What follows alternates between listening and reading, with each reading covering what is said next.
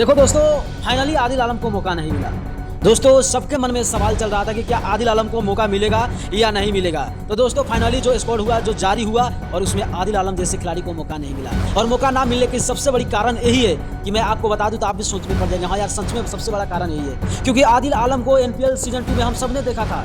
उनको 8 खेल में मौका मिला था, मगर आदिल आलम कुछ खास नहीं कर पाए थे। और वो आदिल आलम जब खास नहीं कर पाए तो भाई सबके नज़र में जो कोच है, जो एस्ट्रो लो जैसे एक माइंड सेट वाले कोच है नेपाल के, भाई वो तो चर्चा होना ही जरूरी था। और मैं आपको फाइनली बता दूं दोस्तों, आदिल आलम को मौका ना देकर भाई थोड़ा बहुत गलती किया है कहने, मगर ये अच्छा निर्णय है, क्योंकि आदिल आलम अच्छा खिलाड़ी है, सबको पता है। मगर 8 खेल में सिर्फ 108 ही रन बना पाए थे। भाई 8 मैच में 108 रन बनाना, वो भी एक हिट बैट्समैन को, भाई ये शोभा नहीं दे रहा था। शायद उसी वजह से आदिल आलम जैसे खिलाड़ी को मौका ना मिल पाया, और आदिल आलम को मौका नहीं देना शायद कैन ने और जो मैनेजमेंट है नेपाल के, उन्होंने सोचा डिसाइड किया कि इस खिलाड़ियों को मौका नहीं मिलेगा। और फाइनली दोस्तों मैं आपको बता दूं, जो योद्धा जाएंगे खेलने के लिए गजब खेलेंगे, यानी कि तबाही मचाएंगे। क्योंकि अब देखो, आदिल आलम जैसे क्रिकेटर को मौका नहीं दिया, फाइनली शेरमाला को मौका दे दिया। भाई कंग्रेचुलेसन, जो भी टीम्स आए अच्छा करे, मैच जीते, हम लोग को यही कामना रहेगा कि नेपाल में ट्रॉफी आए। आपको क्या लगता है कि जो ये स्कोर जारी किया गया वो कितना आपको सही लगा? अपना राय कमेंट करें, और जितना हो सके उतने इस वीडियो को शेयर करके पेज